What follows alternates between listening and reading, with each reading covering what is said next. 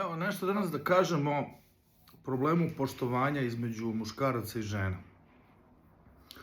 Kako se to poverenje osipa, zašto gubimo sposobnost da budemo i ostanemo u trajnim vezama i u brakovima i kako se to poverenje može pravilnije razumeti, rehabilitovati, ponovo uspostaviti i kako ponovo možemo postati sposobni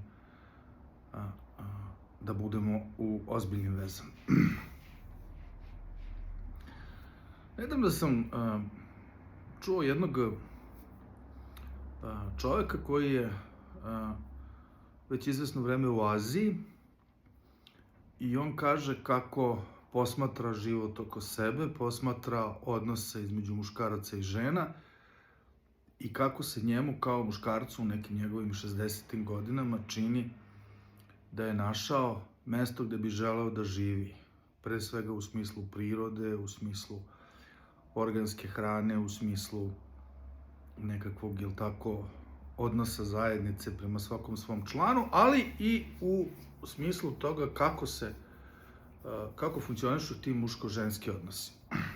I on kaže, iz perspektive muškarca, kako vidi da se sve više evropskih muškaraca odlazi u Aziju i pronalazi žene iz Azije sa kojima stupa u određene odnose, zato što doživljavaju da sa ženama iz tog kulturnog miljea imaju kvalitetniji život, da su one privrženije, da ih više poštuju, da su manje zahtevne i da su na neki način kulturnije, da su na neki način plemenitije.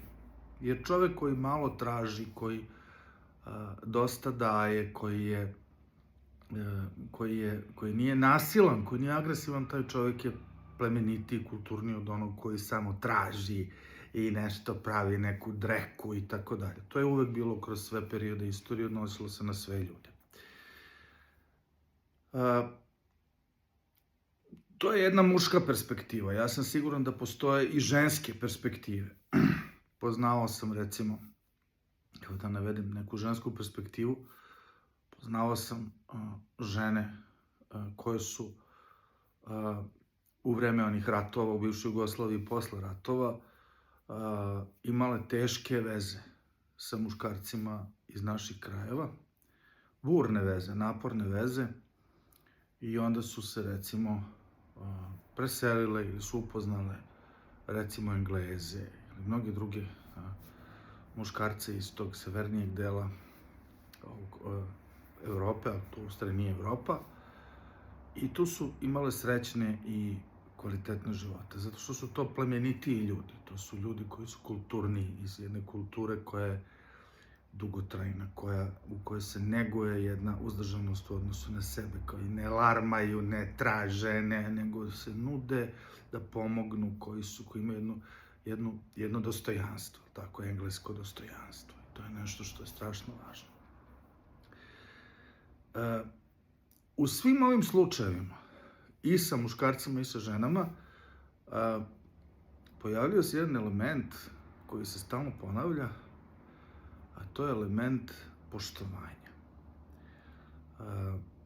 I to poštovanje, i to je jedna stvar koju želim da kažem u ovom prvom delu videa, nije povezano sa postupcima.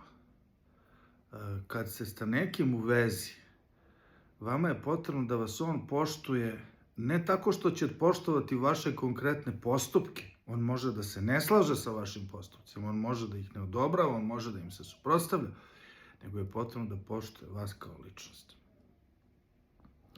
I tu je vrlo često dovoljno da se kaže jedna diskvalifikujuća rečenica i da se pokaže da u stvari ne poštujete onog drugog. Kad znate poštovanje, uzajamno poštovanje, bez obzira na ljubav, bez obzira na sve, to je civilizacijska stvar. Primitivan svet ne poštuje jedni drugi, a kulturan svet poštuje jedni drugi. I zato se i raskidi i razvodi i druge stvari u civilizovanim društvima dešavaju na način koji je manje traumatičan, zato što ljudi poštuju ljudskost u onom drugom. A u primitivnim društvima su i raskidi i razvodi burni, prepuni obračuna, prepuni dreke, vriske, sukoba, ratova i tako dalje.